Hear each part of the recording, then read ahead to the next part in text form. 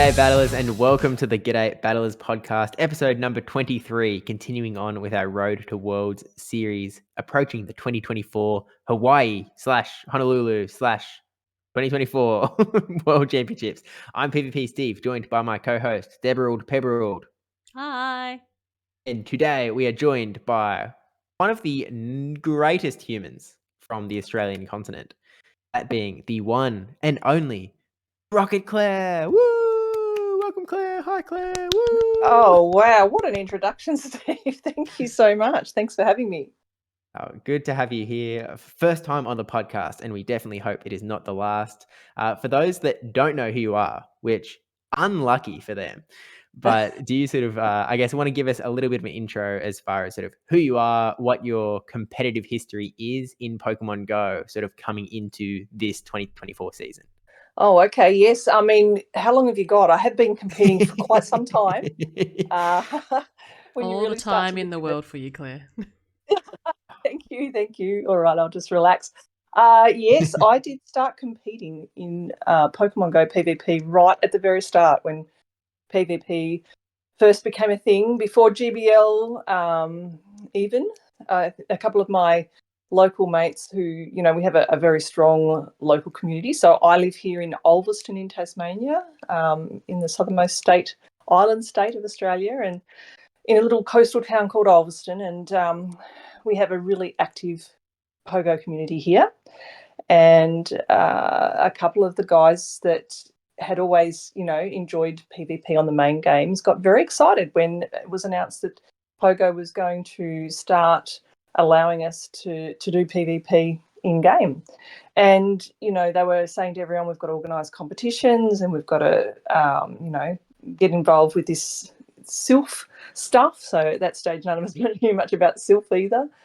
And yeah, they started sending out random battles, and I'd go, what on earth do I do here? And probably a lot of it was probably auto-wrecked, or I didn't really know what I was doing. And just started playing, and they'd always win, and I hate losing, so I'd try again and, ask them a few more questions and try to understand it a bit better. And then eventually one of the guys here, Chris, started organising Sylph tournaments as soon as, right from Boulder Cup when that first came out. It was the first Sylph tournament in person at that time, before all the stuff happened with COVID. So we'd get together in our little barbecue hut area in our park here in Ulverston, and had, a dozen or so people, including, all ages, all walks of life, friends that I've made who I probably never would have met without the game. And, we turned up and played Boulder Cup. I think we all brought Skarmory and all those Pokemon that were, I can't even remember what was popular for Boulder Cup. Steve, did you do a Meta Simplified back then? I'm not sure if you were doing those at that stage. Slightly premature to my content, but I was definitely there to get crushed by double Skarmory, double Melmetal, Metacham. That's right. That was back in the days where you could bring more than one Skarmory. And definitely just really enjoyed it and thought it was a lot of fun. And at that stage, had no idea that it would be something that I would continue to do for the next, what is it? Is it 5 years now that this has been going? 4 years? I'm not sure even what year that all started. But obviously really got into it and enjoyed it, and continued on doing Sylph tournaments in person here locally, and thought they were fantastic, and have continued on. I probably could go into a lot more detail about the journey, but definitely found it quite a challenging progression to go from in-person tournaments to suddenly with COVID we couldn't meet up in person. We actually weren't allowed by Sylph rules, and so had to start doing our tournaments all online and battling people remotely. Had to learn what Discord was. I had no idea at that stage. So that was a bit weird. And joined Arena Australis, where they had set up, a lot of online lobbies and opportunities for people to sort of battle each other. Very similar, I think, to what Go Stadium was back in the day as well, where people are sorted into lobbies based on, I think, apparent skill level at the time. So you had the opportunity to, I guess, practice and learn and battle against people of similar experience and similar capabilities. So that was a really good way to improve skills and to, really enjoy the game without necessarily getting smashed every time you played. And then from there, progressed to, I guess, GBL was released a little bit later. I can't remember the exact timeline. Some people listening, I'm sure, would. And got involved in, other things as well. So eventually there was the opportunity to do factions, gym breakers, all sorts of other fun team and individual events. And from there, I think all of us were pretty excited when it was announced that Play Pokemon were going to include Pokemon Go PvP in their regular tournament schedule. I didn't really know what it meant or what to expect from that. I definitely was keen to participate, but wasn't really sure. It did sound a little bit daunting, I'll be honest, particularly the thought, I think we were just coming out at that stage of the back end of COVID and not being able to travel and not being able to see everyone. So it's exciting to think of meeting up with all these people that we'd all gotten to know each other so well online over the last couple of years. The idea of all meeting up for an in-person battle somewhere in Australia was super exciting. We'd started to see some of them roll out in America, and that looked like heaps of fun, and sounded amazing. So I think the first one that I was able to attend was Melbourne at St Kilda in, I think that was 2022. Is that right? Yeah, June Yeah. 2022. Around the middle of the year, I think. So I think, is it correct that the Perth one was before that, Debbie? Yeah, it was about a month before it. And that was the very first one, was it, in Australia? Yeah, or was it was the first one in Australia. So, like, in Perth, because we only had 12 people, I'm like, what are we doing here? I had no idea what we were doing. I was like, oh, okay, cool. I made a team. All right, let's go. But yeah. That's right. Yeah.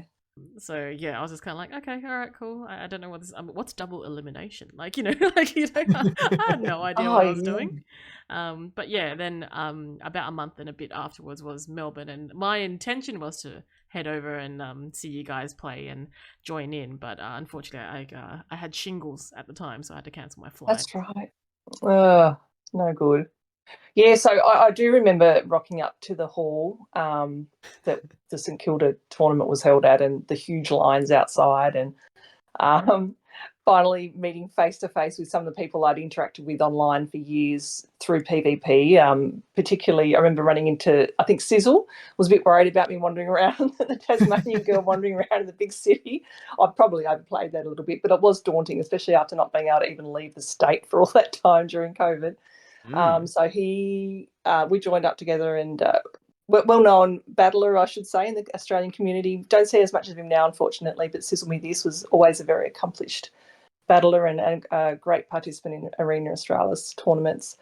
So I remember us walking up to the big line, and I think we saw a few others there like Dank Broad and Stumpy and a few other names that people would recognise. And it started to become very real that we were all going to be able to get together and battle in person and chat and really get to know these people face to face. So that was a really exciting, fun experience all round. A little bit of a hiccup at the start of that tournament, probably fair to say, in that it was meant to start at, I think, 9:00, and we didn't get underway until well after lunchtime due to the internet issues, Wi-Fi issues, I think. So, but apart from that, once we started battling, it became apparent how it was all going to work out, how the I guess the pairings worked, and how you progress through. I wasn't super confident. I was very nervous about that tournament. I think I mentioned it, I found the whole thing so daunting. I prepared a little bit. I think I was pretty happy with how I went. I think I came 13th overall. So that was exciting. I won some cards and had a really fun time. Met up with so many people, like I said, and really enjoyed myself. But that was really the only one that I was able to attend that year, I think, just due to other commitments. And it is, we've heard a lot lately, and we might talk later a bit about the challenges of travelling to these regional events. And I know it's challenging for people all around the world. We've heard recently about, some of the Canadian battlers finding that it's a bit too hard for them to get to a regional. We know our friends in New Zealand have even more trouble. They have to travel internationally. And then, of course, there's a lot of other countries that don't have regionals. So we're very lucky to have them. However, just getting to one from Tasmania is always a flight as well. And I consider Melbourne my local, but it's really not.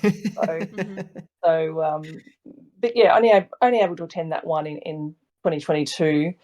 And then the same last year, I really just, OCIC was incredibly exciting. I remember walking in on the Friday and was so amazed. It was the exhibition centre was just so much better than the St Kilda Hall that we'd had the year before. And just all of the way the hall was decorated, the setup for the stream, all of the international casters and judges that were there. And it was fantastic to get the chance to meet them as well. And yeah, I remember there being so many people and all the colours and all the signage and everything. And I feel like I walked in and I just felt really at home, or not at home, but I felt very proud and very happy and excited to be a competitor there. And that was a definite shift for me compared to previously attending St Kilda and feeling overwhelmed and what am I doing here? I'm really out of place, and almost, that imposter syndrome rearing its ugly head. So OCIC was fantastic, felt really organised, felt great to have such, amazing, competent judges and people organising everything. I was happy with my performance there. I had a pretty good run. I came ninth overall. Had to battle on stream, which I absolutely detest. I find that extremely daunting, and definitely never feel like I play my best on stream. It always sits in the back of my mind. It's something that I need to work on and have tried to work on. But anyway, we'll see how that goes. But definitely, yeah, OCIC made me feel more like this is actually something I really want to get more involved with, and I'd had a little bit of a taste of just a slight bit of success, and I'd like to see how much further I could go. And it was really exciting seeing close friends do well, particularly Jacob, who I battled with within local tournaments within Arena Australis, had become close friends with, and scrimmed with a fair bit as well. So it was really exciting to see him do so well. And once again, all the social aspect, which I absolutely love, and seeing people face to face and having so much fun was awesome. I definitely feel like I've developed such strong friendships within the community, and a group of friends who are completely different to any friends that I have sort of outside of PvP. And I know that this is something we touched on at one stage, Steve, at one of these dinners after one of the events, and that was how your life can sometimes feel like it's diverging between the Pogo community and what you do in PvP versus your actual job and your real life. I think, Debbie, we've talked about this as well before, where it starts to become something that you enjoy so much and you think about so much, but you've also got this other life that you do. And I wasn't necessarily telling people in my day-to-day job where, I have quite a senior position and quite responsible, I've just got to go and catch some Pokemon down the road tonight because it's spotlight hour, that old story. So I've had to tell my clients going, I'm like, I can't see you this Saturday. I will be at the convention center doing something. So we'll see you next week. Oh, absolutely. I've taken leave for most of these events that I've had to fly to because there's just no other way really, and I'm definitely not telling my boss where I'm going or what I'm doing. I might have to break the news to him about Hawaii, but we'll just see how we go. Maybe he'll listen to this podcast and I'll have no choice. True. This is my big Claire's reveal. boss. Yeah. So, anyway, so after that, I really thought that I'd like to do some more of the tournaments. Couldn't really fit Brisbane in. Was that towards the end of last year? Just didn't work out, and was determined to get to Melbourne because Melbourne is quite reachable for me. I travel there quite often for work anyway, so it's my, like I said, I feel it's like my local. And I prepared for Melbourne probably about the same as I did for OCIC, maybe a little bit more. I had a really rough run up to Melbourne. I had, unfortunately, around Christmas time, I lost a close friend and colleague, and then had some massive challenges at work. So again, it was that sort of, I really just want to be a Pokemon trainer, but I've got all these responsibilities that I have to take care of. And it really did impact my lead up to Melbourne and my ability to team build and to get across my team. So it wasn't ideal. However, I did, in the couple of days before Melbourne, scream my absolute butt off with people. And I feel extremely fortunate, I should say, because the wonderful community that we're in, I've met so many fantastic people along the way with all of the different things I've been involved with, different discords and organisations and groups and factions teams and so on. I've met some amazing, amazing people, and some of them have stuck around, and, you know, we regularly help each other out and scrim and so on. And that sort of thing has helped me no end to work on my skills and the areas that I felt I needed to improve on if I wanted to see more success. And definitely, but actually, on Claire, I feel like you've sort of sold yourself a little bit short up to now, because, like, you know, I think that there's a lot of really solid performances under your belt this entire time. Like, you know, you were talking about Sylph Arena a little bit earlier. I remember in, like, you know, in one of the seasons of Sylph Arena, you were in like the top 3 or 4 in the country, like consistently. You were constantly at the top of that I Sylph probably Arena leaderboard. forgot about that. And like, yeah, so like, humble. that. But, like, you know, Yeah. again, you know, top 6, as you said, 13th place at that very first Melbourne tournament, which at the time was the biggest tournament in Australia. You know, Sylph or Yeah. otherwise, that tournament Yeah. was the biggest. 13th place, brilliant. And then, you know, 9th place at OCIC, which again, massive tournament, international people coming in to the tournament as well.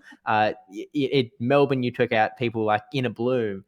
At OCIC, I remember you defeated Valiant Vish in the winners bracket, and, like, you know, knocked him down to the losers. And so, like, you're a very accomplished battler, and I think that, you know, regardless of where, I guess, with all of that in mind, where was your confidence level sitting going into Melbourne? As you said, you know, there's a lot of other stuff going on, but sort of where.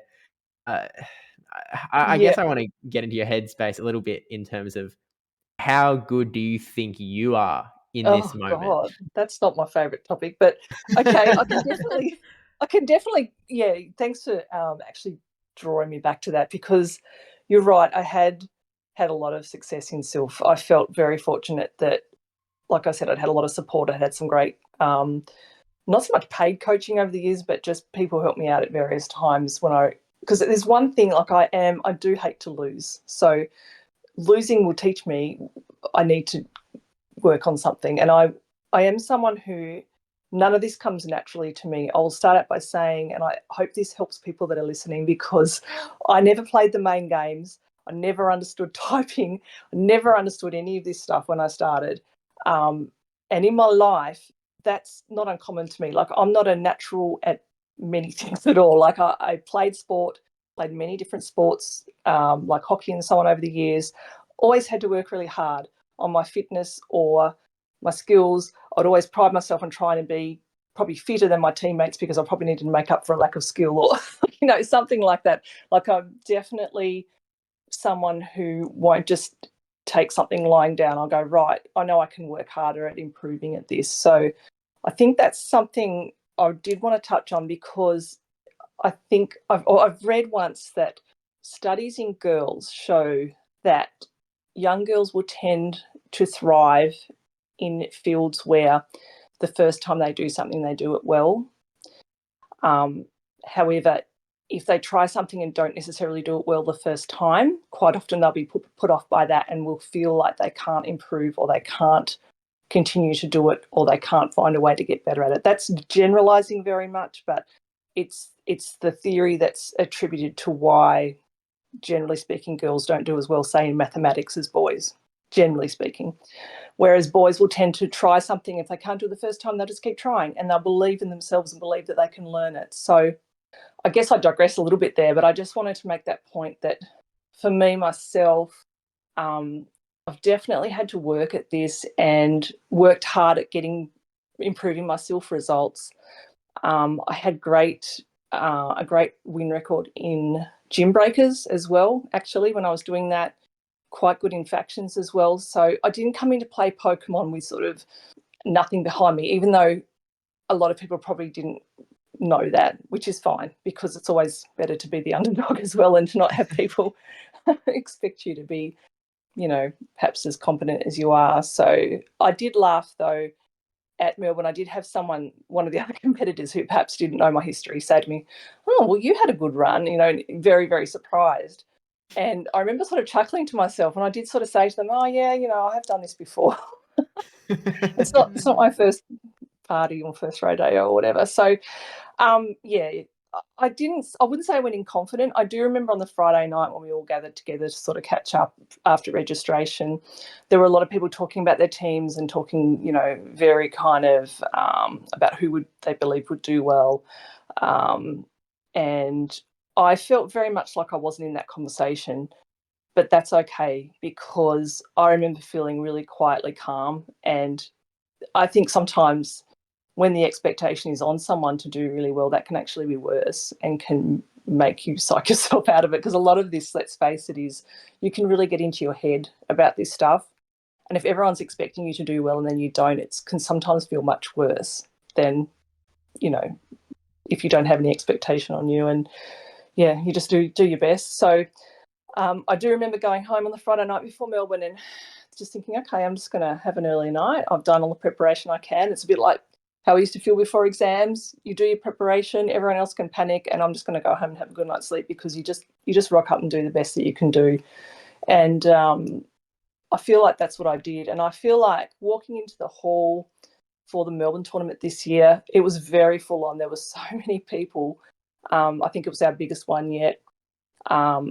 Not hugely comfortable for me. I think I just found my little corner to put my stuff. And we were, if you recall, we were squashing like sardines. So we were like the tables, or the seats at the tables, we were almost touching arms with the person sitting next to you. And I found that really daunting as well. It was all very full on, noisy, squashed in together. Yeah. But I still managed to just sort of, I think, keep a smile on my face and stay calm and just be like, whatever will be, and let's just do this. So I was happy with my mindset going into that tournament in that sense. But also, I think after the tournament, when I, especially the first day, I was extremely happy with how I'd gone. To make the top four was so incredibly exciting, and I had a hugely emotional reaction to that as well. And something that I did reflect on after Melbourne, and I did talk to a couple of people about it, was there was a huge breakthrough for me mentally at Melbourne, in that previously I knew that when I was doing team tournaments, gym breakers and factions and so on, it was a mental hurdle for me. If you're doing a best of 3 and I lost the first battle, it was, and I'm sure people relate to this, it is sometimes a mental hurdle to not just drop it then and go, I've already lost the first, this is just going to be pushing shit uphill from here. How am I ever going to do this? Now I've got to win 2. All that pressure comes on you, and sometimes it can just make you play even worse. So during my run in Melbourne, I think apart from maybe my first 2 battles, after that, for the rest of that first day, I lost the first battle in every single best of 3 and had to win the next 2 in order to progress.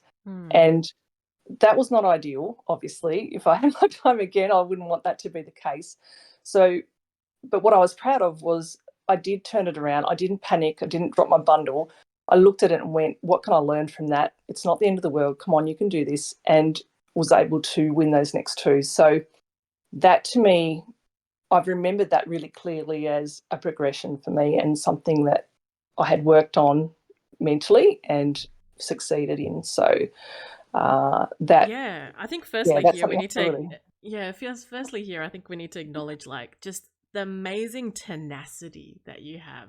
I've always admired that, Claire, and we'll touch base on it later. But like, I think given your history and just you've always been someone that I've always admired in Oh, uh, that's the lovely. Dude. Australian scene or even just the world scene in Pokemon Go PvP players, because you go things at such a methodical and like like I can, when the cogs are like turning in your head, I can see it happening, and I'm like, oh, that's how I would like to be, and not just so I suppose like when I get just like rattled brain and things like that, and you're just like, okay, this Yeah, is the next step, this is what I'm doing. And I think with yeah, Melbourne, and it's funny when you mentioned how you're like, oh, no one mentioned me when they were thinking about who was going to win and things like that. I think that those days are gone. All right, so like enjoy it, enjoy Melbourne, where you thought like you were the underdog or the dark horse or not mentioned, because that's not going to happen anymore.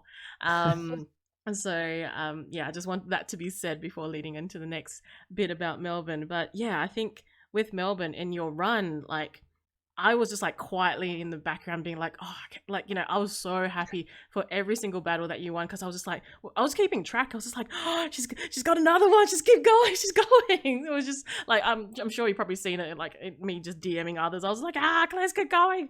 So yeah, I was so excited. that's lovely. Thank you. The support in the background was amazing, and people coming up to me after each round, and particularly after I think the end of the first day. I've got really strong memories of things that were said to me, and the support from people on day two as well.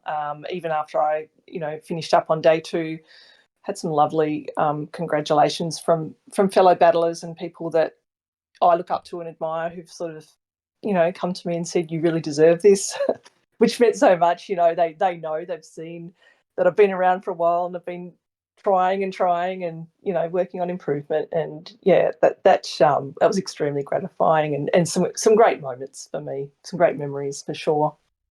Mm. I think one of my favorite memories is Jacob Jakobovich, as most people would know him, coming up and telling me, I think, I can't remember after which round this was, but he said, do you realise now you've actually won some money? And I was just like, what are you talking about? Because I had no idea. I had no idea where I was. I was just facing each battle each time, going up, telling the judges what had happened. Then, okay, I'm against this person now. I had no idea. I could see the bracket. I didn't know at which point it meant you were, top 8 or whatever, or when you start winning money, because I hadn't really followed that side of things. I've not thought ahead that far. I'm just kind of been preparing to try and do my absolute best. So I know that Jacob loves to tell a story of the look on my face and my reaction. So for me, that was a really emotional moment, not because, I mean, everyone likes to win money and it's wonderful. They're very generous and, very grateful for that. But it was an emotional moment because I don't think I've ever thought in my life or in my Pokemon PvP life that would be me. So yeah, honestly, that was amazing and fantastic, and I stood there for quite some time trying to digest that, and that was still on day one as well before I'd even finished all the rounds that day. So um, to end up with a medal and to stand up there with such great battlers and guys that are wonderful friends as well was a fantastic experience. I really enjoyed it and found it made me so happy, and something that made me want to just continue and keep trying and keep doing it. Oh, absolutely. And, we're very, oh, I guess we should be fearful of future Claire performances because, anyone who's competing should definitely have a little bit of fear in their eye. But, Claire, something I wanted to talk about a little bit was the team that you brought to Melbourne. Now, I'm going to throw a little bit of a spoiler out there for people that aren't aware, but you ran the exact same team in Melbourne and Perth. Yeah, So I guess I want to talk to you a yeah, little bit about like how, I guess, first off, how did you go about putting that team together in the first place? And yeah, then I guess we can start to pivot into Perth after that a little bit and talk about yeah. Sure. why you felt it was still such an appropriate team for a tournament, 2 months later down the track? Yeah, sure. Yeah, no, good question. Good question, Steve. Probably still looking for the answer to that. But, especially when I see a Shadow A9 and the opposing team and go, oh, I wasn't expecting that. But no, okay, originally with Melbourne, I spend a lot of time talking to people about teams. I do try and watch all of the American and European tournaments as well. I can't obviously stay up all night every time and watch everything. I did watch every bit of EUIC, though. I found that fascinating. But yeah, I think in the lead up to Melbourne, I can't remember exactly which tournaments they were, but there was, I think, one European and one American. One Liverpool was one, and then one in America as well. And I think not long before Melbourne was the one nighttime clasher one who played Tomahawk in the final. And I had already decided before then, like in discussion with a few. So I've got a few friends that we talk about this all the time. Talk about team building. So a bit. It sometimes comes up in my my faction team. Your bag is full. And we have chats, but also individually with people like El Calvissimo, who is a battler that I have scrimmed against for years since Sylph days, and is very, very clever with team building and insightful into how the meta's going and so on, and obviously has that American perspective as well because he talks about it with his NEB teammates and that sort of thing. And various other people, and I'd been really thinking about in GBL what I enjoyed using because obviously that's Open Great League as well. Very, very different, I must say, but I knew that the Licky Tongue Shadow Gligar core was so incredibly strong. I actually only had Gligar a week before Melbourne. I had to go out when that event came and farm Shadow Gligar until I could find one that was good enough that I felt I could use for play Pokemon. And was lucky enough to get a half decent one. So that was my starting core and just kind of put it together from there. I really love it or hate it, I really like Lantern's coverage, and I still, obviously brought it to Perth as well, really love it. I love Altaria. I've always loved using Dragon Breath in Sylph days, and Altaria just, even though poor thing isn't quite as strong like with the Sky Attack nerf as it used to be, it's still just it's a beautiful looking Pokemon, and I still carried my plushie around everywhere in Melbourne for good luck, which helped out. And Annihilate as well, new to the meta. I'm really not someone that warms to a new Pokemon very easily. I tend to find I need to use it a lot to get used to it. I did go around and make sure I found one that had been recommended. The IVs have been recommended as being ideal as far as being able to win a lot of CMPs and have the best balance between attack and defense, because it is a bit of a squishy Pokemon, and I'm not the best with glassy Pokemon, although sometimes if they're spammy they do work well for me. So that was kind of one that I ummed over for a while, but definitely was so happy I brought it. It was one of my MVPs because I used it so much and scrimmed so much with it that I got comfortable with it in that in the time that I had. So sort of put together the best coverage team utilising those Pokemon that I could, and used it in scrims for a few days, and had a few people say to me, this team's really weak to a couple of things, which I knew it was, but you always have people are funny when they say your team's so weak to XYZ. Let me tell you, if you can build a team that's not weak to anything, congratulations, and let me know what it is, because you always have weaknesses, right? And if you know what they are, you're prepared, or you can work around it, you know what's coming. So that's just how it works. I knew I had was a bit of a weakness to Gligar and maybe a couple of other things, but found ways to work around that through practice, which obviously I think set me up fairly well in the end. So that was fine. That worked great in Melbourne. I was very happy with that team. I had become even more comfortable with that team, I would say, after Melbourne through using it, I think, in a local and then just general scrimming and mucking around.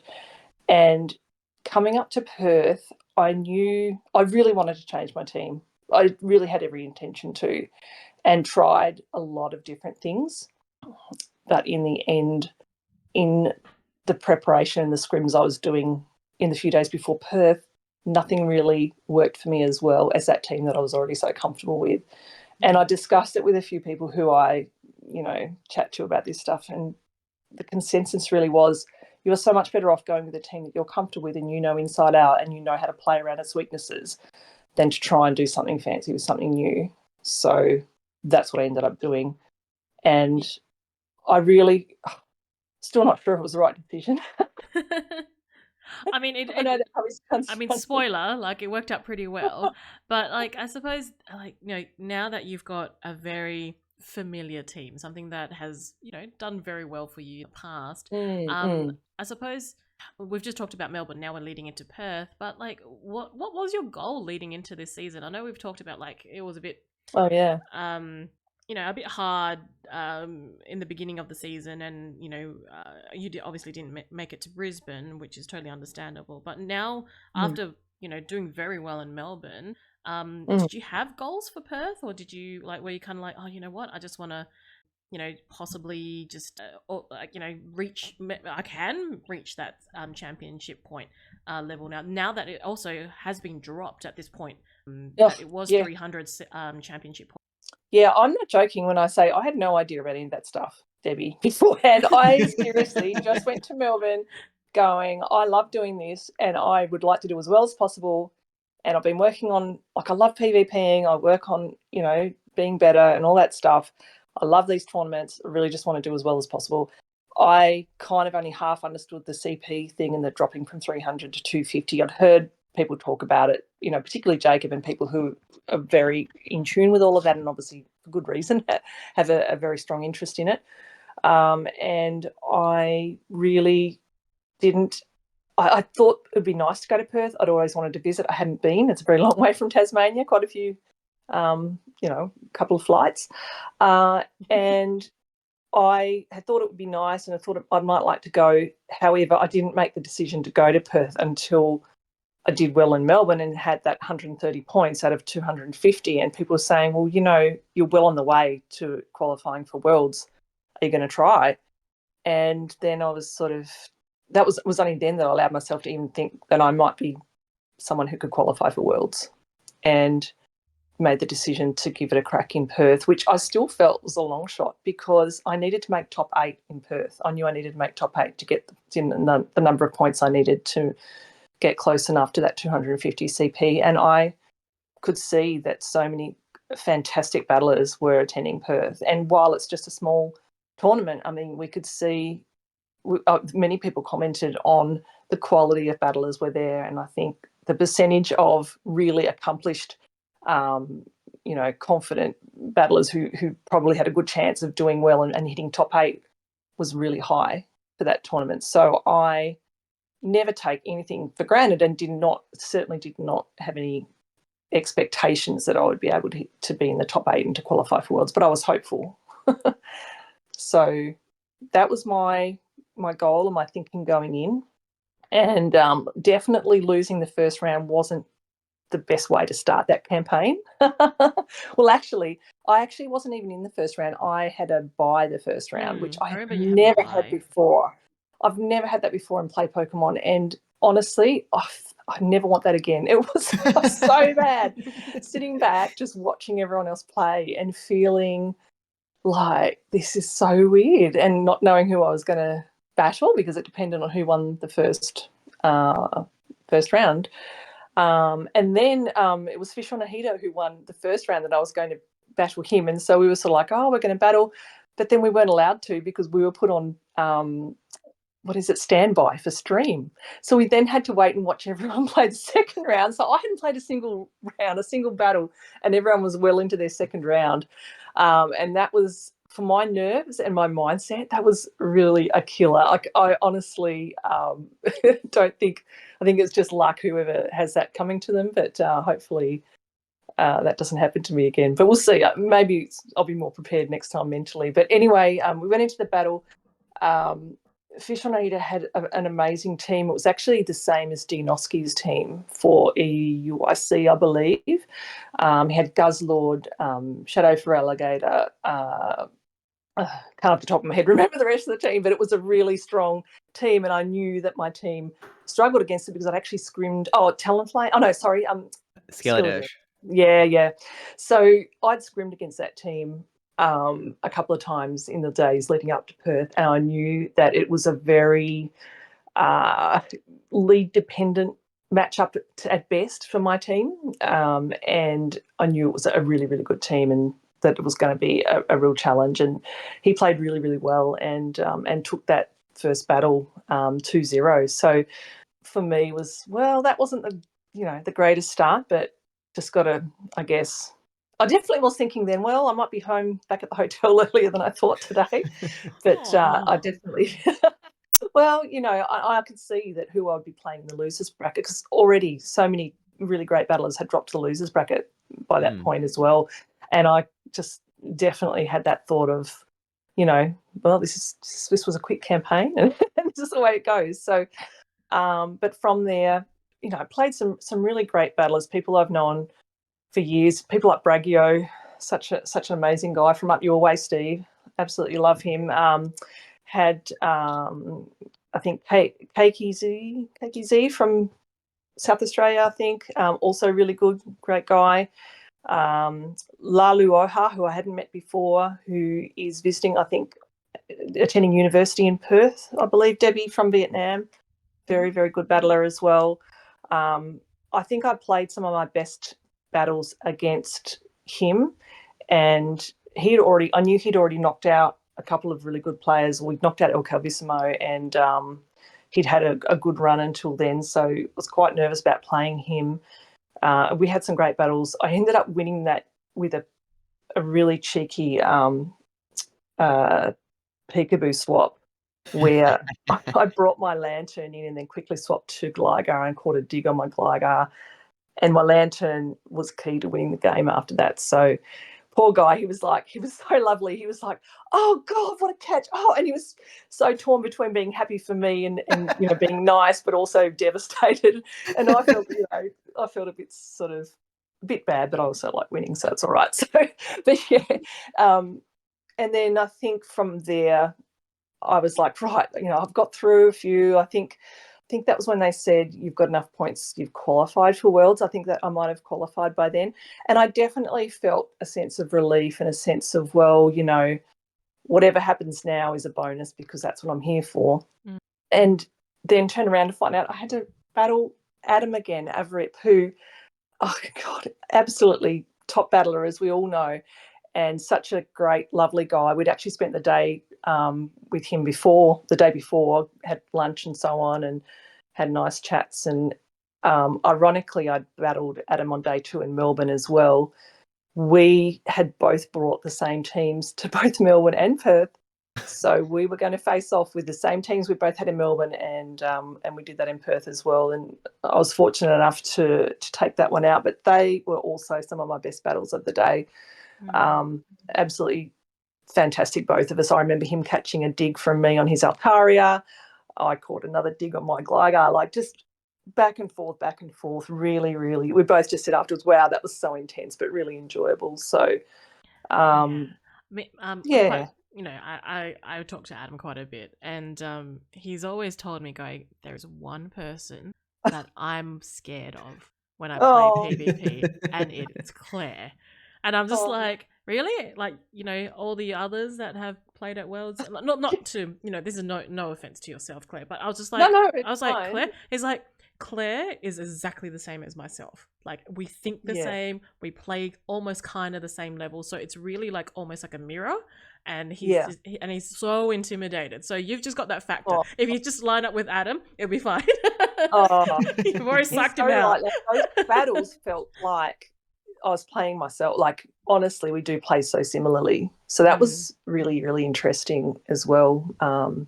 But yeah, what a great guy, and couldn't find a nicer person. But I felt very fortunate to get through that one, indeed. And then, from there, I think you saw the battles on stream, which is not my favourite location to be battling. But interestingly, next I came up against Bandit Beartick, which I just want to say, I knew the name, and I was just going, okay. And Connor, his actual name is, said to me before we started, he said, "Are you in Arena Australis?" And I said, "Yeah, I've been in there for years." And he said, "Yeah, I thought so. I remember you from years ago." And he didn't really elaborate. But then after we battled, we had a chat, and oh my goodness, the very first lobby I was ever in Arena Australis when I was still learning, Bandit Beartick was in that lobby. And at that point, he was only 14 years old. And I remembered, it took me a while, but I remembered where I'd heard the name. He was 14 years old, but he was beating everyone. He was one of these, guys that we have a few of in the community who are just epically talented, even at that young age. And he'd been away from playing for 3 years and has come back now as a 17-year-old and loving. He absolutely had a ball in Perth. And as you know, Debbie, he's, I think done some of the locals that you've organised and is super keen to learn more and to get back into the game. So that was really exciting and great to see him do so well. Yeah, I thought you did. I thought so. So great to see him doing so well and to see him get back into it. And I think he said he's bringing his younger brother along and, all those sorts of things. So I love that whole community side of it. It was great to touch base with someone who I'd known years ago in Arena Australis and to actually play on stream at the Perth tournament. That was cool. And then from there, I think that was, I can't remember at what stage. Can you guys remember what stage that was of the tournament? I think we're coming up to, losers finals was Jai. So before that. I think you only had one round between now and losers finals. Yeah, it felt like I think so it was long. against Z-Tub, wasn't it? Z-Tub was next. That's right, yeah. So I just had Z-Tub after that. So Z-Tub also I'd never faced before. Had an amazing team, really clever, double fly, double mud boy. I could see looking at the team what I felt his strategy was, and I was right. So in a way, I was able to use some of my experience, I think, to understand how I felt he would play it. I could see that he had very natural ABB lines that he would bring, and that I was able to predict that reasonably well and to utilise. I think my Altari was reasonably strong against him, and to get alignment. So very, very fun, very lovely guy. It was great to meet him as well. And then from there, very lucky to make the losers finals, which is best of 5. So that's always different for me because not having played a best of 5 much before. I did play a best of 5 against Triple Crit in Melbourne, of course, but that's sort of a different mindset, and that's something that I'm going to be working on around how you approach a best of 5 as opposed to a best of 3. Because I think for me it's too easy to get a bit caught up in, I've got 5 battles, it doesn't matter. Whereas obviously every battle matters, but I feel like I need to get my head around how you have the stamina to get through a whole losers bracket and then do a best of 5 against obviously one of the best battlers in the tournament. And also, like I've already mentioned, I found it's very daunting to look and see a Shadow A9 and go, holy moly, I wasn't expecting that. That kind of makes it difficult to use my beloved Altaria and, things that I'd been in the habit of using or that I felt really comfortable with. I'm going to have to change this up. And, Jai, obviously, very good battler and not someone that you can just kind of work around if you get a bad lead or whatever. And power to him. He did an amazing job and did an amazing job against Rick as well. And those guys really deserve to be in the finals. So all in all, very, very happy with the outcome, though, to come third. I was, like I said, I was thrilled to even do well enough to qualify for Worlds. So coming third was extremely exciting once again.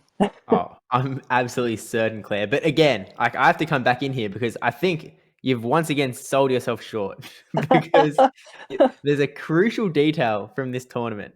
Like, not only did you come third, back-to-back tournaments, right? Third place in Melbourne, third place in Perth. We only have 3 tournaments and you only played in 2 of them. So you literally came third in 100% of tournaments. But even more than that was through this tournament, you mentioned that you went 0-2 against Fish and Ahita in that very first round.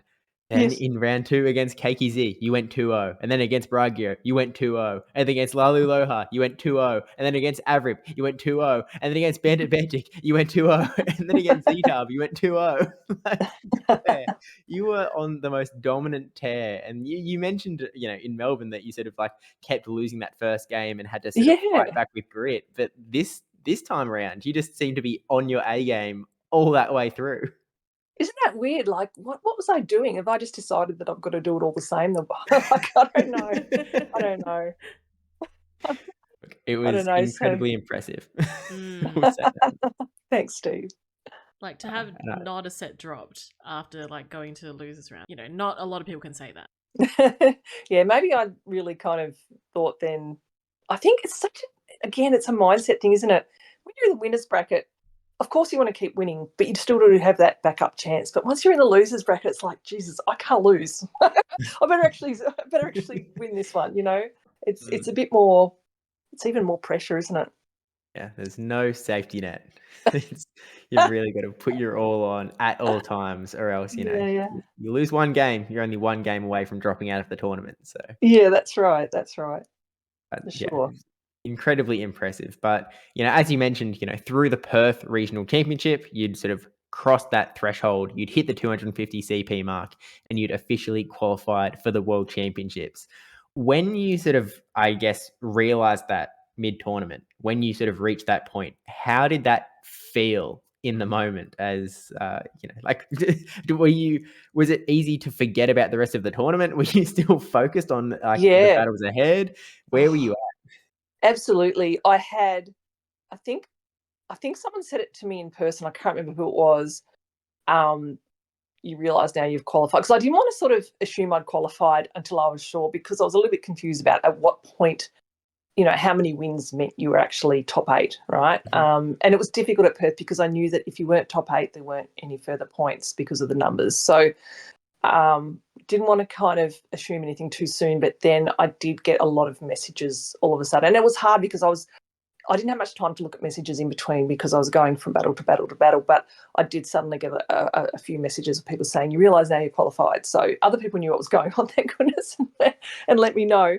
So that was a huge relief, and I was smiling and happy, and that's awesome. That's what I was hoping to do and hoping to achieve. So I did take a moment to kind of really feel good about that and be amazed with it, and then I think it would have been easy to just kind of relax more then, and I did to an extent, because I think visualization is so important, and I'll probably talk about a little bit about that when it comes to talking about Worlds Prep, but I hadn't really visualized myself going as far as I did, let alone winning.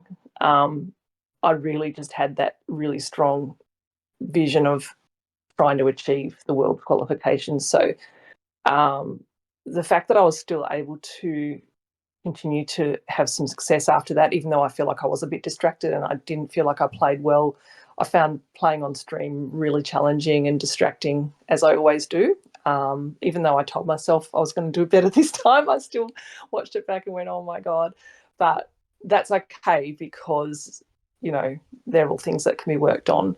And yeah, I was happy that I was able to maintain that degree of focus, I think, to still continue through and secure a place. And placing.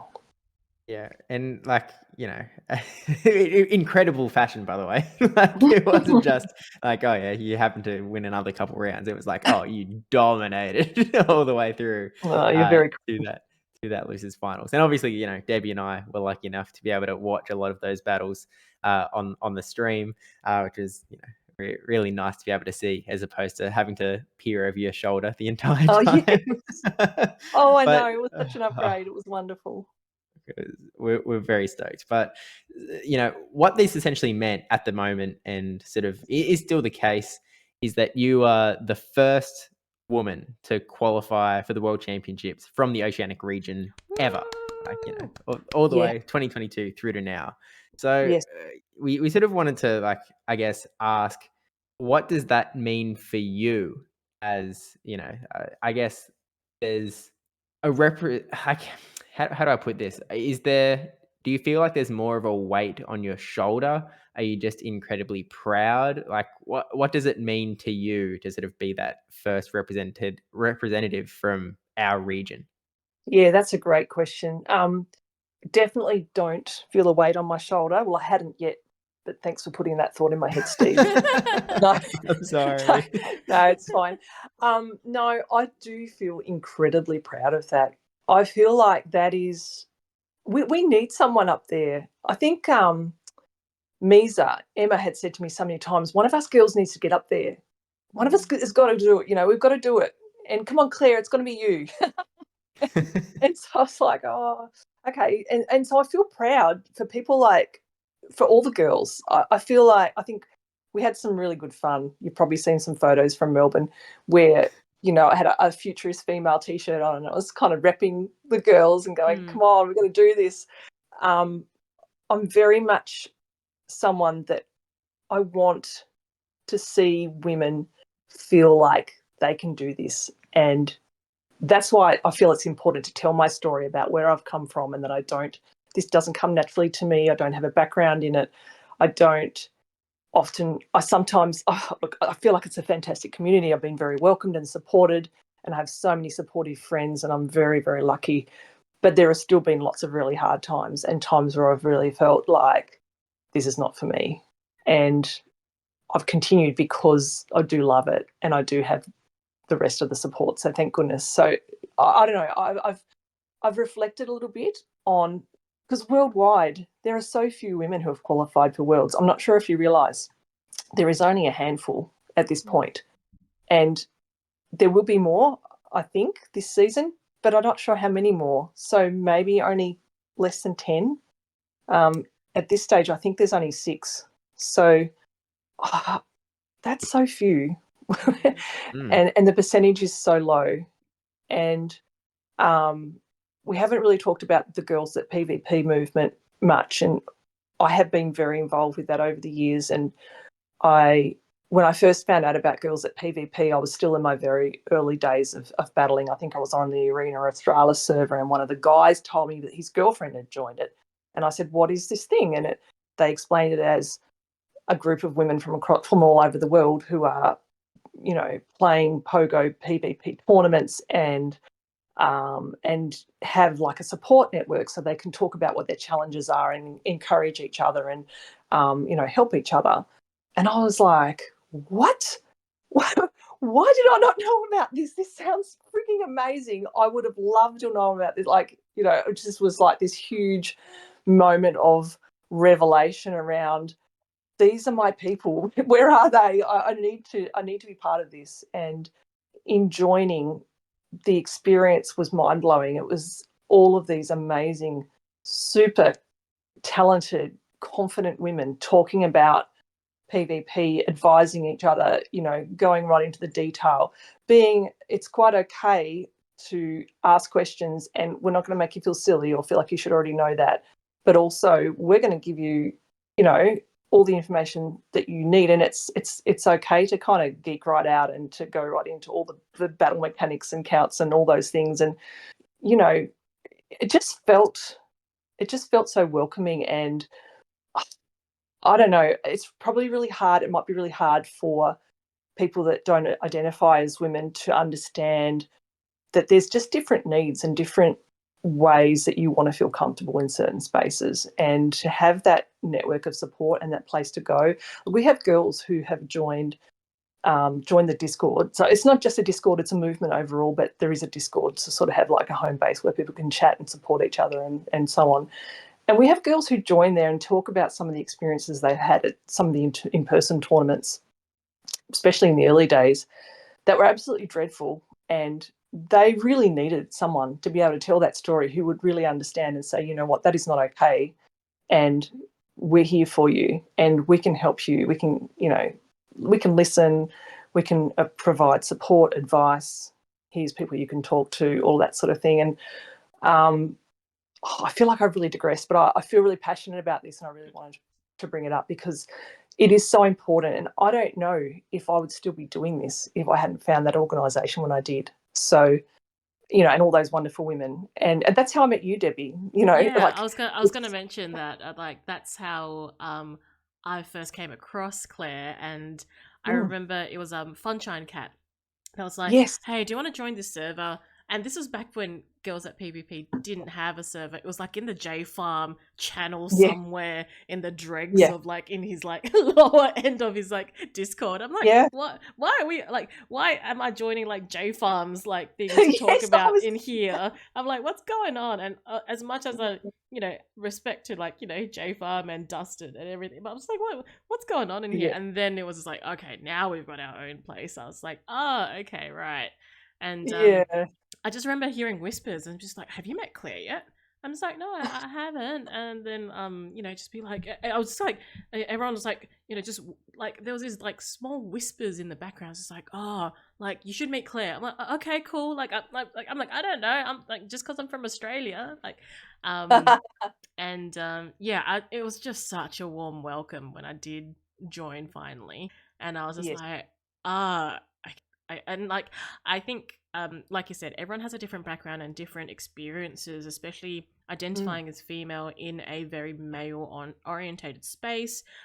yes, I think with Pokemon Go, I can't judge on like whether it's better or worse, but in my experience, I think given like in gaming in general, I think there is a lot of toxicity in yes. regards to especially the treatment of females. And Mhm, my experience of what I've had in Perth and in my battles, it's all been like I've been lucky.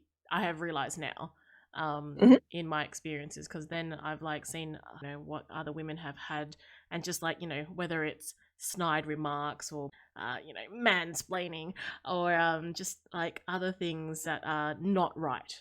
And I mhm, was like, mhm. wow, that goes on. Like it was a bit of an Yeah, eye opener for me as well, and it was just nice to have also a supportive space when they needed it, whether it was just with battles or in the environment as well, and just yeah, absolutely. And the existence of girls at PvP, I feel, has helped to hold everyone in the community accountable.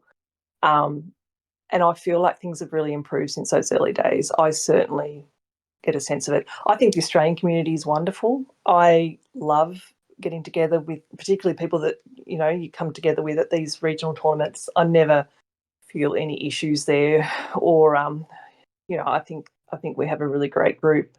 However, we know, particularly in the online community, um, and you see examples, and we've all seen stuff go on that is probably less than ideal, and it just really helps to know that there is a presence there of women who are banded together and who are you know strong and prepared to have a voice and to make sure um, that women are heard. In saying that, mm, while I feel things have come a long way, it is concerning to see the low number of women who have kind of say succeeded through to qualifying for Worlds. So yeah. I'm not sure. I'm not sure what the answer is. And someone said to me after Melbourne, um, you realise that you have an opportunity now to really demonstrate or to show women what you can do, or show girls what you can do. Mm, And I feel really proud about that and excited about that, but I'm not really sure what that looks like. I mm, do know in Perth, after I finished playing everything, I went to the bathroom and everything was wrapping up, and a woman came in and came up to me. I'd never seen her before, and she said, "Oh, congratulations on your run. You did really well." And I said, "Oh, thanks very much." And she was lovely. And she said, "My daughter and I were watching you, and my daughter was just absolutely amazed and, mm, loved seeing you do so well." And I have three daughters. I know how important it is to role model for girls, you know, that you can do everything that the guys can do. You can do these things, and why wouldn't you? So that made me feel incredibly proud. I was really sad that I didn't get to meet her. Someone told me they saw her and she was just a little girl, probably like one of my kids, watching me play. I wish I'd noticed, and I wish I'd said hi and whatever, but I was probably super hyper focused as I do. Um, but yeah, there's more to that discussion to be had, I feel. So I don't know if that answers your question, Steve, but they're my thoughts. No, I like. I guess like you mentioned just then that people have sort of sent you messages and they've mentioned that now you have an opportunity to show everyone what you can do or what women can do. Yeah. But like you've literally just said with that story and in general, I think in many ways, you already have. Like you've absolutely dominated this entire season in Australia. Like, again, you've literally played in 2 out of the 3 tournaments and you came top 3 in both of them, which is incredible because these aren't easy tournaments and you didn't have an easy run through any of them. You had to play so many incredible battles along the way. You had to Yeah. play so many world qualified battles Some of them along the way. twice. Some of them more than twice. There's sort of it's such a gauntlet, and you've sort of Yeah. pushed through it all. You've succeeded. You've qualified for the World Championships, and you're going to be on that world stage in just a couple of months. And I think that you're a role model not only to women but to everyone, because I really think that you've just absolutely crushed it. Oh, And that's lovely. Thank you. one day maybe Debbie and I can be as good as you, but No. we'll work on it. We'll work. We'll work on it, Steve. You put your mind to it, you definitely can. Thanks, That's all it Claire. is. But Just work. look, Yeah. in addition to the regional circuit, though, there's obviously also, and we sort of wanted to mention this sort of briefly as well, the local scene, because that's Yeah. very fresh. We haven't had it for very long. We've literally only had it for what started in April, and we've had April, May. And I mean, as you're listening to this podcast right now, we're sort of at the end of May, but we're recording this slightly early, so we've still got a little bit of time left in the month. But how has your local experience been in Tasmania? Because I think you'll also presumably be the only representative from Tasmania going to Worlds. Also, the only one of all time for Pokemon Go. So I guess get your Pokemon Go, perspective. yes. There's a guy I met actually in Hobart last weekend at a local who's going for TCG. But I Is it actually Jay maybe more Kisler? than one. I only know of one, but yes, we don't have many locals here in Tasmania. Unfortunately we do have the card stores, but they don't hold TCG, and we've spoken to. So we have quite a strong representation from my little community, Ulverstone, which actually had 4 players at the Melbourne Regional who all came over for it, including myself.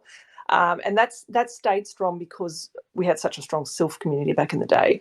And even though that all kind of has died down and people aren't really doing that anymore, there's still a few of us who are keen to participate in the Play Pokemon local scene.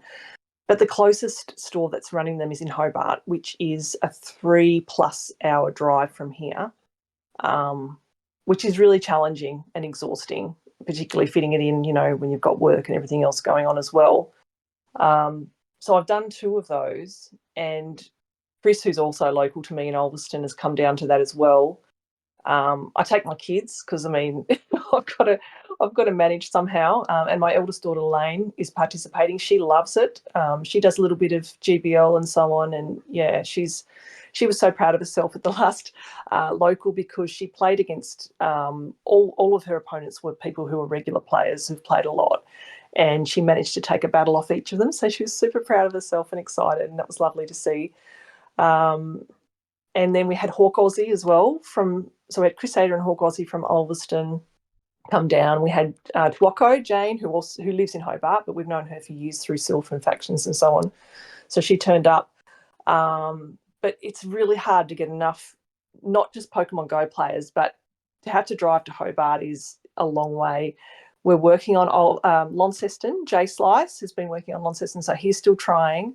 But for this season, it's really only been the Hobart store that's been running them. So that's super challenging. I do fly to Melbourne a lot for work. I wouldn't mind participating over there, but all the Victorian ones seem to be country Victoria more so rather than in the city, which I don't understand. I'm not sure why that is. And we definitely don't have, even in Victoria, as many as what I'm seeing in New South Wales, Queensland, and I think largely thanks to you, Debbie, in Perth. So yeah, it's a little bit challenging in that sense. I'm kind of glad that I was able to do what I needed to do at the actual regional events and get the points I needed there, because if I was relying on locals, I definitely don't have the opportunities that perhaps people do living in some of the other states. Yeah, I think Tasmania is well, in the grand scheme of things, very small. So it's hard unless you, like I said, like can take a small business trip over to Melbourne to do a cheeky or what I've heard from others, go to Auckland. Just go to Auckland for a couple of weeks, and you should be right. Absolutely, they've got such a happening scene there that they just seem to be doing them all the time. So very fortunate to have that sort of set up indeed. But obviously, without having a regional based in New Zealand, that's kind of makes up for that for sure. Yeah. But we could do a weekend, right? So I'm just saying. You say it's already qualified. It's fine.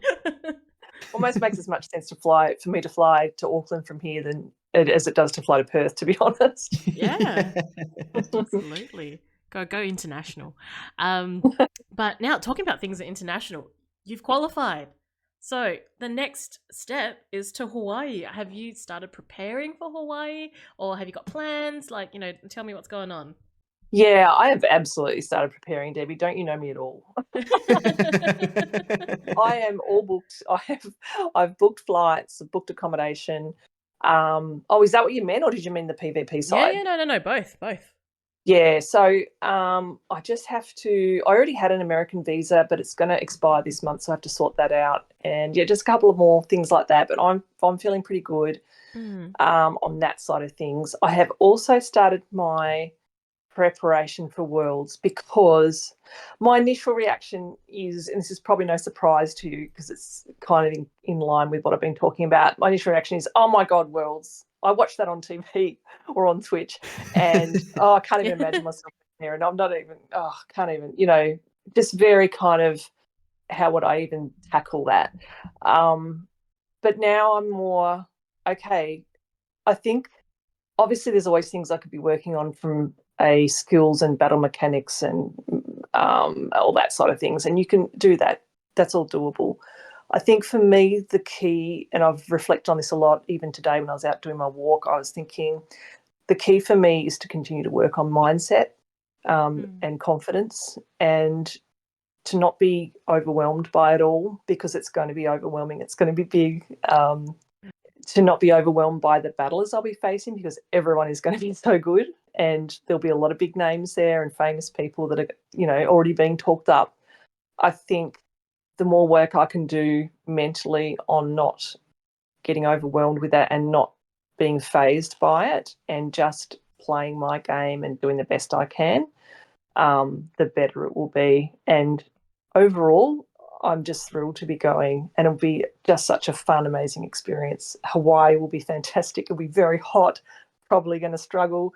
The Tasmanian does not do well in hot weather, but, just going to have to do the best I can with that. There's not much I can do about that. So already started talking to a few of my sort of key contacts about team building, about what I need to work on. I do have some incredibly supportive and loyal friends that always come through with the scrims. They're already talking about, I'm ready.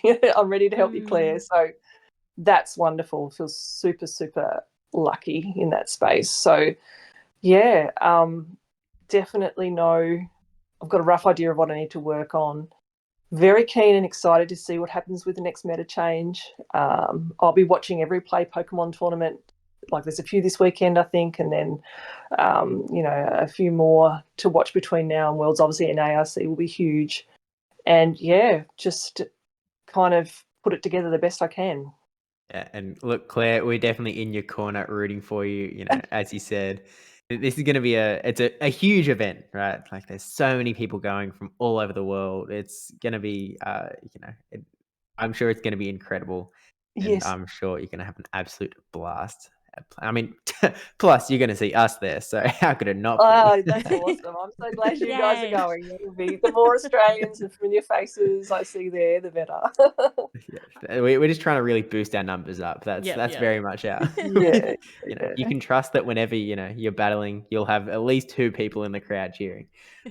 Sure. Beautiful. I love how some people are like, oh yeah, these are how many Aussies is qualified, and then there's Deb and Steve. I was like, yeah, we haven't qualified, guys, You'll be there. but we'll be there. That's awesome. Qualified for the cheerleading squad. But all the same, Claire, I think it's time for a few, not necessarily rapid fire questions, but a few small questions, I suppose. And I mean, the smallness, the size of this question could be debated.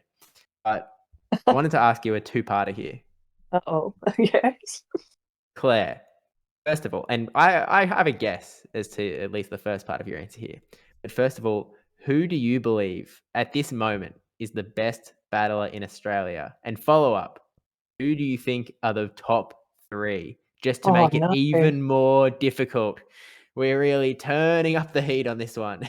And I thought you were going to ask me who do I think was going to win Worlds, but it's okay. I mean, hey, if you've got a theory, then no. I mean, we already know it's going to be RocketClare. Come on. Yeah, exactly. Look, this is really boring because I know that this is an obvious answer, but it's hard. Obviously the informed battler, even though he didn't go to Perth, he's still Jakobovic.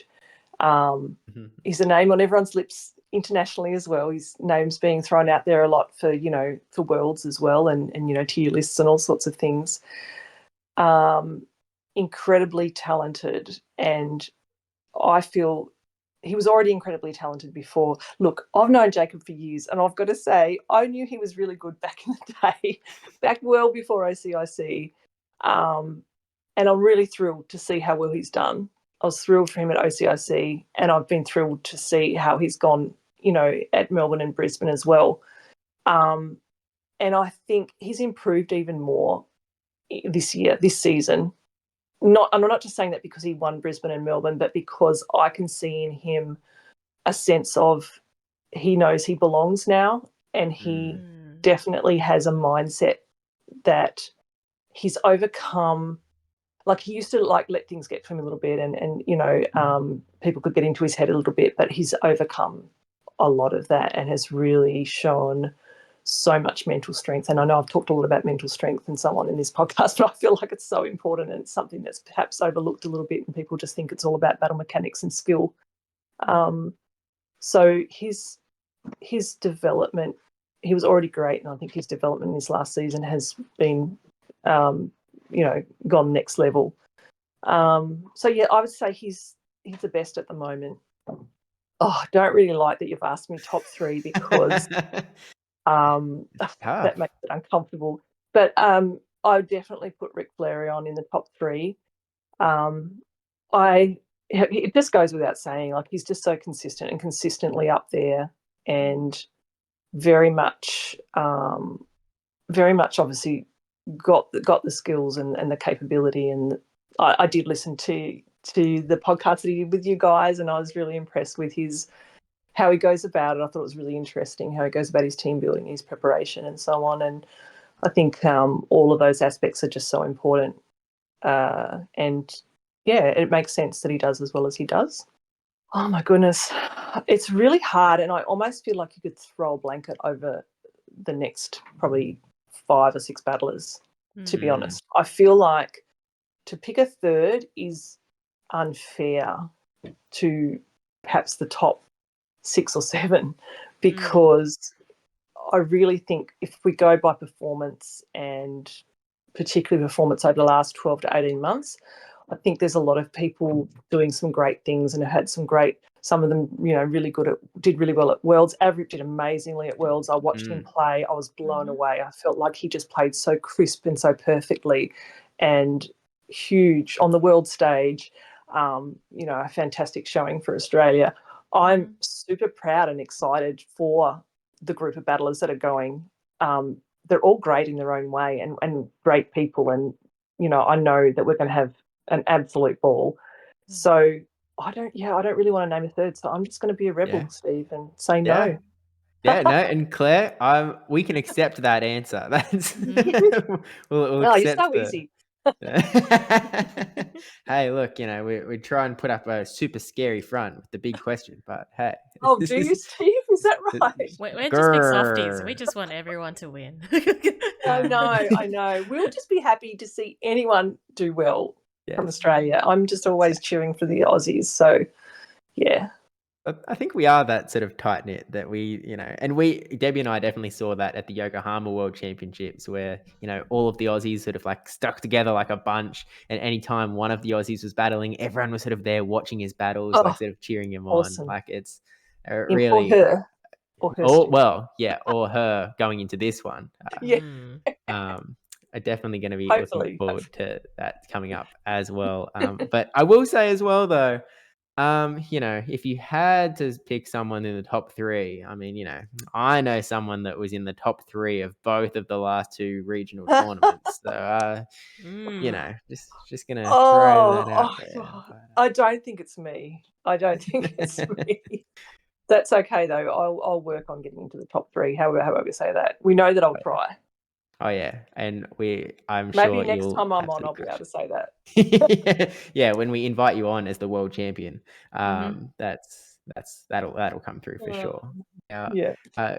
Claire, I do have we actually received a question from the audience in advance of you coming onto this podcast, and people are free to sort of drop questions and whatnot into the comments of these podcast thingos on YouTube. You can also drop things on Twitter as well.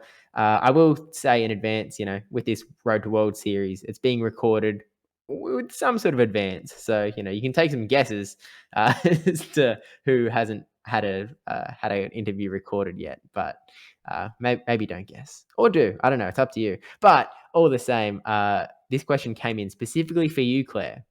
And this came in from someone who, a bowed individual from the Newcastle area. And he or she asks, "I love you. Claire's great." So your response? Was that a question, Steve? By the time you got all that out, I'm really lost. What? That is the anonymous question. Yes. That was the question. Oh, okay. Yep. That was a specific question. That's really good. I was really nervous as to what that was going to be, but I can relax. That was quite nice, I think. Okay. I think that's an acceptable answer. Oh, that's great. All right. On to the next and final rapid fire question of the podcast. We always end it on a bit of like a random question of the day. So it's usually, most times, not PvP or Pokemon related. So Claire, what's your favorite cheese and why? Oh, that's a great question for me. Do I need to elaborate as to why you might be asking me that question, Debbie? Would that make sense? Whatever you're comfortable with. Yes. I do consider myself to be a little bit of a cheese expert, and I will say that because that is the field that I do work in. And I do eat a lot of cheese, even as part of my job as a day-to-day. So I think my favourite cheese at the moment, and it changes now and then, is the King Island Black Label Brie. Oh, a brie. So Black Label Brie it's a brie that's sort of a bit out there. It's not just got a white mould on the outside like normal brie cheese does, but it's got a washed rind as well. So a bit of extra, I don't want to put anyone off who's not really cheese, but a bit extra. It's a bit extra. It's got a bit of the orange bacterial linens or yeasts on the outside, which give it a really pungent aroma, a really strong flavour. And they help mature it in such a way that when it reaches its best before, which is when it's the best time to eat it, it just melts onto the plate. Absolutely delicious, melt in the mouth, fragrant, absolutely magnificent cheese. That's my favourite at the moment. That's a solid answer. Even though any further questions? Bries are not solid, but yes. Oh my goodness, we could do a whole separate podcast on cheese. Just let me know when you need that one. Tune in next time. For sure. You'll be on a lot sooner than we expected. But look, Claire, with that said, that sort of brings us to the end of the podcast. I mean, I guess two things real quick. First of all, where can people find you? What's your Twitter/X at? I know that you've sort of said through this podcast and certainly before that, streaming isn't the natural spot for you, but also, are there any thoughts to potentially enter the streaming realm as we head into the Well, future? Or actually, Steve, well, first of all, on X, I am just RocketClare, so capital R, capital C, I believe, but very easy to find, I think. I'm definitely a fairly regular presence there. I find that to be a really fun place to sort of hang out with the community and connect with people all over the world. I am also RocketClare, probably findable, I believe. Haven't commenced streaming yet. Yet. But I have on Oh. and off looked into it and I'm interested. I just do find it a lot and very overwhelming. So maybe I can get a few Claire. Okay. Please pester me with any Oh, really? question ever. Oh my goodness. Do you realize what you're asking? It's like you realize what a Yes. boomer I am with this stuff, Steve. Like, I keep asking the dumbest questions. That's okay. Maybe we can do a bit of a trade-off and if you've got any PvP questions you can ask me. That sounds great. You can give me a little bit of training. We can probably set something up. I can hear that. That I can sounds hear a phenomenal. duo stream happening already. I'm Oh, looking forward to it. goodness. Okay. Well, we're definitely going to also include Claire's Twitch channel link in the description down below. So you can definitely, pre-follow that so that when she does definitely start streaming very soon, which I'm really excited for. I feel like it will happen. I'm Maybe so you'll just stoked. do like it's accent and just be like win worlds and then start your Twitch channel. So it's just like, yep, accelerated up, done.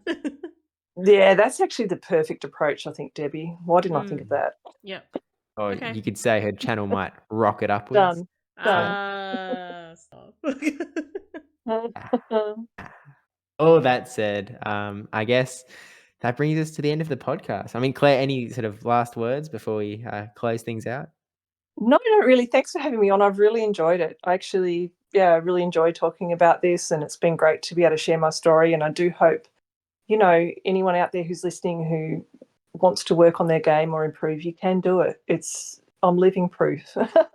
and don't be afraid to reach out.